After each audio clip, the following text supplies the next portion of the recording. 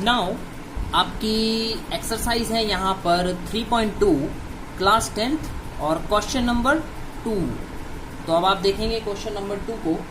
Question number 2 में वो हमें कह रहा है on comparing the ratios a1 upon में a2, b1 अपॉन में b2 एंड c1 अपॉन में c2, find out whether the lines representing the following pair of linear equation intersect at a point and parallel or coincident। मतलब वो ये बोल रहा है कि आपको ये रेशोज दी गई हैं, हिंदी में मतलब अनुपात दिए गए हैं, a1 अपॉन में a2, b1 अपॉन में b2 एंड c1 अपॉन में c2। आप इनकी तुलना कीजिए, मतलब इनका कंपेयर कीजिए और कंपैरिजन करके ये बताना है आपको कि अब आपको इसको सॉल्व नहीं करना, उसने बोला ही नहीं कि आपको सॉल्व करना है, आपको सिर्फ इक्वेशन दे दी गई है और वो कह रहा है कि आप रेशोज को कंपेयर करके ये बताओ कि ये इंटरसेक्ट करती हैं, मतलब प्रतिच्छेद करती हैं, या फिर ये पैरेलल है, पैरेलल मतलब ये समांतर है एक दूसरे के, या फिर ये कोइंसिडेंट है। ठीक है, कोइंसिडेंट है मतलब क्या है, ये संपाती है। ओके, तो इसके लिए आपको एक चीज ध्यान रखनी है कि रेशोज के बारे में मैंने आपको बताया था कि रेशोज का क्या मतलब है। रेशोज में यहां पर एक चीज आपको ये ध्यान रखनी है, सबसे पहले मैंने आपको वैसे अपनी इंट्रो क्लास में ये चीज समझाई थी, अगर आप इस मेरी पुरानी वीडियोस में देख सकते हैं, डिस्क्रिप्शन में इनका लिंक मैं डाल दूंगा, और नहीं तो आप प्लेलिस्ट में भी जाके देख सकते हो।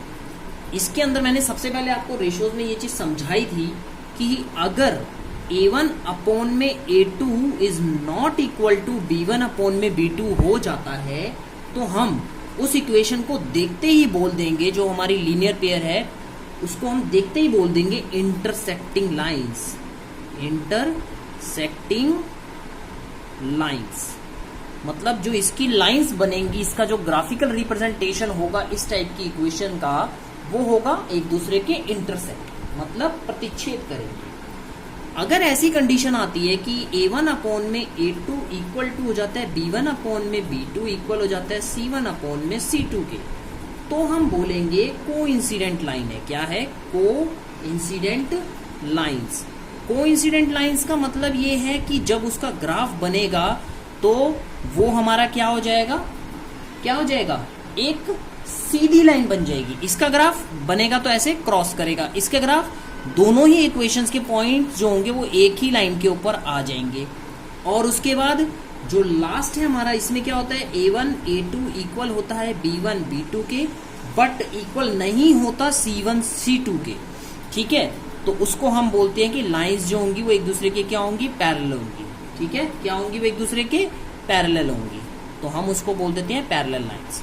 तो मैं इस क्वेश्चन में यहाँ पर आपको 1 मिनट में आप भी अब आप बता सकते हैं, आपको मेरी भी जरूरत नहीं पड़ेगी इसमें, आप बड़े आराम से चेक करके इस चीज को बता सकते हैं कि क्या होगा और क्या नहीं होगा। तो देखिए आप इसके अंदर फर्स्ट क्वेश्चन को देखते हैं हम। क्वेश्चन नंबर 1 में वो क्या कह रहा है हमें, 5x माइनस में 4y प्लस में 8 इज इक्वल टू 0। उसके बाद 7x प्लस में 6y माइनस में 9 इज इक्वल टू 0। तो अब आपको यहाँ पे क्या करना है, कुछ नहीं करना, आप इनको कंपेयर करेंगे। कंपेयर करने का मतलब क्या, आप a1 a2, ध्यान रखिएगा ये है हमारा a, ये है हमारा b और ये है हमारा c, और क्योंकि दो इक्वेशन है तो ये है a1, ये है हमारा b1 और ये है c1, और ये है a2, ये है हमारा b2 और ये है हमारा c2। तो a1 कितना है हमारा 5, a2 कितना है यहाँ पे हमारा 7, b1 कितना है हमारा -4 और b2 कितना है हमारा 6, और यहाँ पे c1 कितना है हमारा 8 और यहाँ पे c2 कितना है हमारा -8। ठीक है, -9 सॉरी। ओके, अब मैं यहाँ पे कंडीशन को देखता हूँ। देखो भैया 5/7 मतलब यही था ना, a1 अपॉन में a2 और ये b1 अपॉन में b2। तो पहला मैं c1 तक तो पहुंचने से पहले ही मुझे पता लग रहा है कि देखो 5, 7 और 4, 6 इनका आपस में कोई भी इक्वल नहीं हो सकते। तो मैं बोलूंगा कि a1 अपॉन में a2 इक्वल नहीं है b1 अपॉन में b2 के। क्यों? यहाँ पे आप लिख सकते हैं बिकॉज 5 अपॉन में 7 is not equal to -4 upon में 6। ठीक है, हेंस आप क्या लिखेंगे, लाइंस हैव यूनिक सॉल्यूशन, मतलब इनका यूनिक सॉल्यूशन होगा। जो लाइंस हमारी इंटरसेक्ट करती है ना, हम उनको बोलते हैं कि इनका यूनिक सॉल्यूशन है। यूनिक सॉल्यूशन का मतलब कि एक ही हल निकलेगा इसके अंदर, यहाँ पर एक ही हल। ठीक है, समझ में आ गया ना, विच मीन्स बाय, जिसका मतलब क्या हो गया कि ये लाइंस क्या करेंगी, इंटरसेक्ट एट वन पॉइंट्स। ठीक है, which means they intersect at one point, मतलब वो एक पॉइंट पर इंटरसेक्ट करेंगी। फर्स्ट पार्ट हो गया मेरा। अब मैं आता हूं इसके सेकंड पार्ट पे। तो अब आप सेकंड पार्ट देखिए, यहां पर सेकंड पार्ट बहुत इजी है। क्या है इक्वेशन हमारी? 9x प्लस में 3y प्लस में 12 इज इक्वल टू 0। और नेक्स्ट पार्ट है हमारा 18x प्लस में 6y प्लस में 24 इज इक्वल टू 0। आपको कुछ नहीं करना, a1 निकालना है अपना 9, a2 कितना निकला है हमारा इसमें 18, b1 हमारा निकलेगा 3 और b2 कितना निकलेगा 6 and c1 is 12 and c2 is 24। हो गया हमारा ये। अब इसके बाद हम आगे का कैसे करेंगे? आगे का करने के लिए हम इसके अंदर a1 अपॉन में a2 is equal to b1 upon में b2 is equal to c1 upon में c2 देख लेते हैं, ठीक है। और इन सबको हम सॉल्व करके देखते हैं, बिकॉज क्यों है ये बराबर एक दूसरे के, ये भी देख लेते हैं। बराबर में हम क्या करेंगे, पहले हम इसको सॉल्व करके देखेंगे। सॉल्व करने का मतलब क्या है? 9 अपॉन में 18 इज इक्वल टू 3 अपॉन में 6 इज इक्वल टू 12 अपॉन में 24। तो ये क्या हो जाएगा? 9 1 जा 9, 9 2 जा 18, 3 1 जा 3, 3 2 जा 6, 12 1 जा 12, 12 2 जा 24। तो हम यहाँ पे देख रहे हैं 1/2 1/2 1/2, दैट मीन्स ये सारा इक्वल है, ठीक है ना। Clear point. तो हम लिख देंगे हेंस लाइन्स आर कोइंसाइड।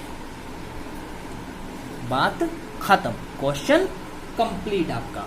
अब आप आएंगे इसके पार्ट थर्ड में। पार्ट थर्ड भी बहुत आसान है, इसमें इतनी कोई परेशानी नहीं है कि आप लोगों को समझ नहीं आएगा। 6x माइनस में 3y प्लस में 10 is equal to 0, 2x minus में y प्लस में 9 इज इक्वल टू 0।